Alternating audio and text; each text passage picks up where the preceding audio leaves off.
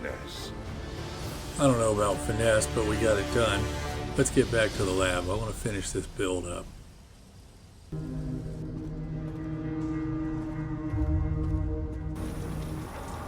I appreciate your advice, as always, but having the power of 3 classes feels great. What could go wrong? Let us confer, my friend. Oh, hey, wait a minute. I think we've got company. Hi, guys. Welcome to the lab here at ESO Vault. I'm Centurion, and I've been cooking up something new for you. And don't let Zirith Var run you off with any of that nonsense about creating an unholy monster. We have nothing to fear. Dwemer technology has been shown to be perfectly safe. I'm here on the test server where there's new content and I'm trying out a whole new game system. That new system is subclassing, and I'm sure you've already heard a lot about it. Subclassing allows me to mix the skill lines of different classes together in my build. There's a trade-off though. For each skill line that I add, I have to drop one of my character's original skill lines, so I can never have more than 3 active skill lines at any given time. Today's build started life as a Dragonknight, and then I added skill lines from the Arcanist and Necromancer. By the time I was finished, I'd come up with a monster build and a name. So without further delay, let's look at today's build, Frankenstein.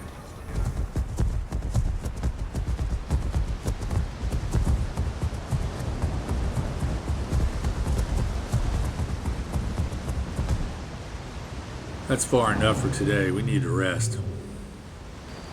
I really appreciate you teaching me about necromancy. I will never forget the first time I called forth a spirit to redeem itself in service to Azura. Feeling a hand grasp yours from beyond this plane, feeling a soul shed darkness and find clarity. There is nothing else like it. I want to get down to elsewhere so I can really get the essence of being a necromancer, but we'll spend the night here. Let's look at my character sheet.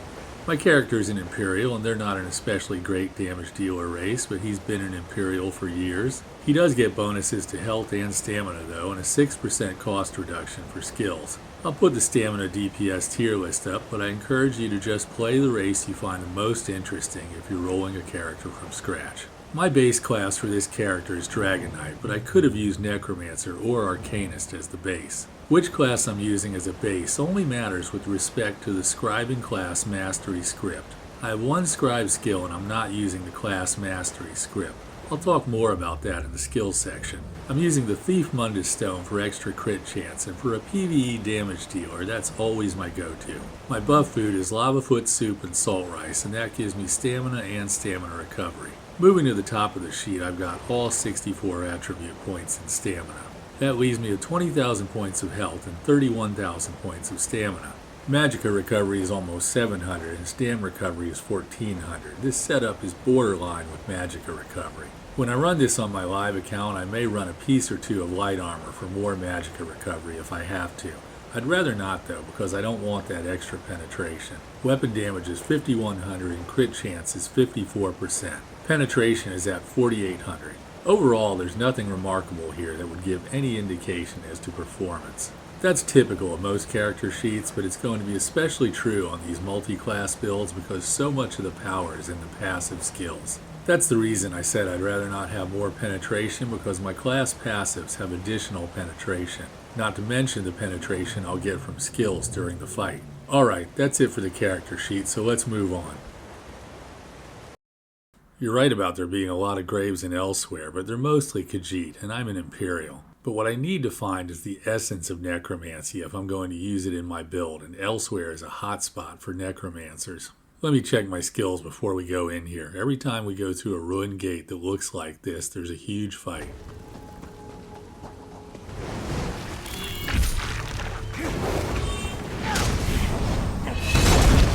Die, you slaves!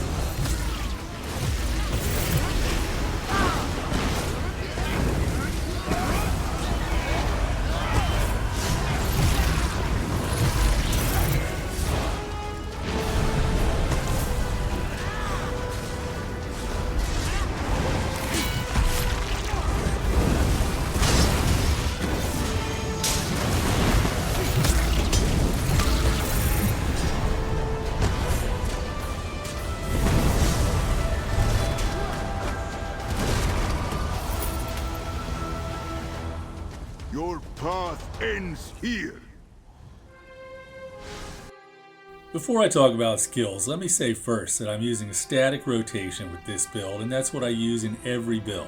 Rotations that don't change are best for the average player, and I'm basing that on my experience as an average player. My rotation starts on my back bar, which is the two-handed bar, and that's where I'm going to start talking about my skills. My first skill I use is a Necromancer skill, and that's Gravelord's Sacrifice. I'm using Gravelord's Sacrifice because it increases the damage of my damage over time skills by 15%, and everything in this build is damage over time. Next I use Inspired Scholarship, and that's an Arcanist skill. This gives me major brutality and increases the damage of my Arcanist skills. That's a good thing because my Arcanist skills are what's doing the heavy lifting here. Now I activate the Dragonknight skill, Flames of Oblivion. In addition to fire damage, Flames of Oblivion gives me major savagery, which is important in this build because I have my potion slot reserved for tri-stat recovery potions. Next I activate the two-handed skill, Stampede, closing the gap to my enemy and leaving a damaging AoE at their feet.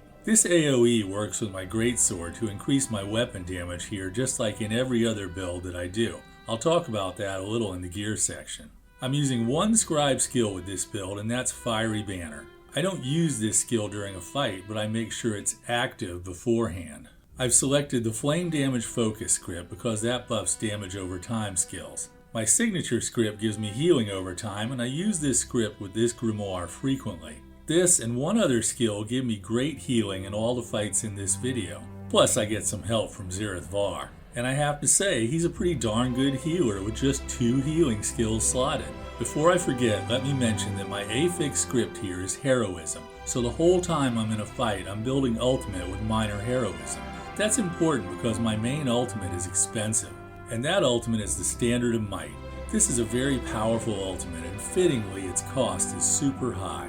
But you've already heard that I'm running minor heroism, so I'm going to be dropping that DK standard left and right. The Dragonknight standard does great damage over time and increases my other damage output by 15% while it's active. Plus it offers group members the Shackle synergy.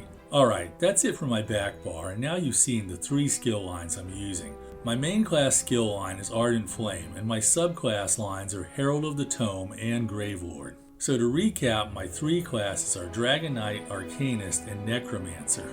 I should mention at this point that which class is my main class isn't important except for the class mastery script. I can only use the class mastery script from my main class, but I'm not using a class mastery script here anyway. Alright, let's look at my main bar, which is dual wield. On this bar I start out with the dual wield skill Deadly Cloak. This surrounds my character with an AoE of deadly razors and reduces the damage I take from area effects by 20%. As the only weapon skill on this bar, it also does a great job of proccing my weapon enchants, increasing damage from them and their associated status effects. Next I'm going to use the Necromancer skill, Unnerving Boneyard. This ground-based dot inflicts enemies with major breach and minor vulnerability, and it also offers a synergy for allies. The main thing it's doing though is being my one Necro skill on this bar. I need the Necromancer passives on both bars. If you set up one of these multi-class builds, be sure you have at least one skill from each class on your bars. Now I'm going to use the Arcanist skill, Cephaliarch's Flail, twice, and that does good damage and gives me 2 crux for a grand total of 3. I forgot to mention, but the Inspired Scholarship skill on my other bar already gave me 1 crux. Since I have 3 crux now, I can use the Arcanist skill, Exhausting Fatecarver, to maximum effect. It will consume the 3 crux and fire off a beam that lasts for 4 seconds. This beam does massive damage and is the main damage skill of the build. I use the Flail twice more, followed by Fatecarver again, and that ends the rotation. Notice I have the Banner skill on this bar too, because it has to be on both bars. The only skill left is Flawless Dawnbreaker. Flawless Dawnbreaker boosts my weapon damage just for having it slotted, and it's a cheap ultimate that I can use in a pinch. Okay, you've seen the skills, now let's see them in action.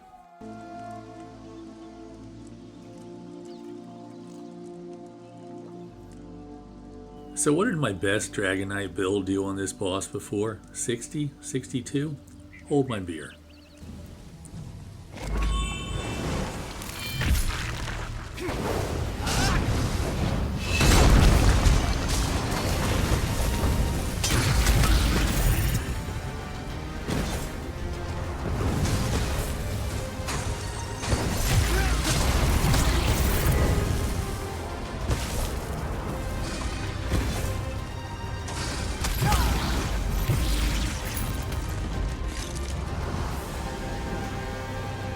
Okay, so the build did 93,000 points of damage per second, which is 30,000 more than my old Dragonknight did. Fatecarver led the way, being far and away the single biggest damage component. The Dragonknight Standard did a lot of damage, and I have to say that it's a bit of cheese to have the Dragonknight Standard in such a short fight. Alright, if I'm being honest, it's a whole cheese wheel, but still, the damage is up there. This much damage is going to be devastating in content.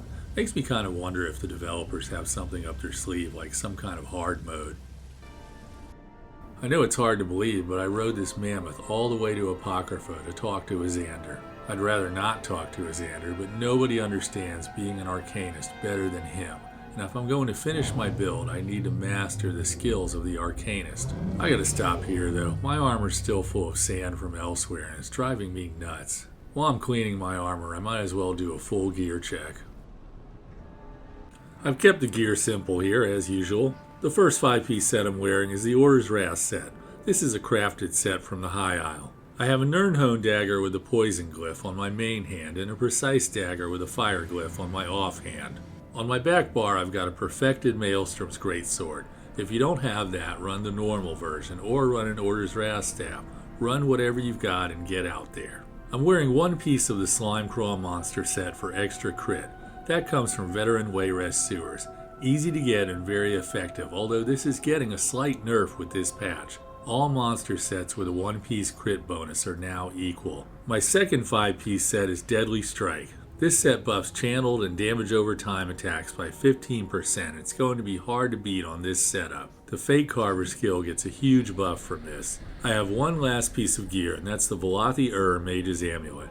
This increases my damage done to monsters by 15%, but reduces my light attack damage to nearly nothing. But with light attacks being limited due to the 4-second Fatecarver beam, that's not really a drawback. I'm wearing all medium body pieces with the Divine's trait and stamina glyphs. My jewelry is bloodthirsty with spell damage and chance. I like spell damage here for a small amount of magicka recovery. Alright, that's it for the gear. Let's look at the champion points.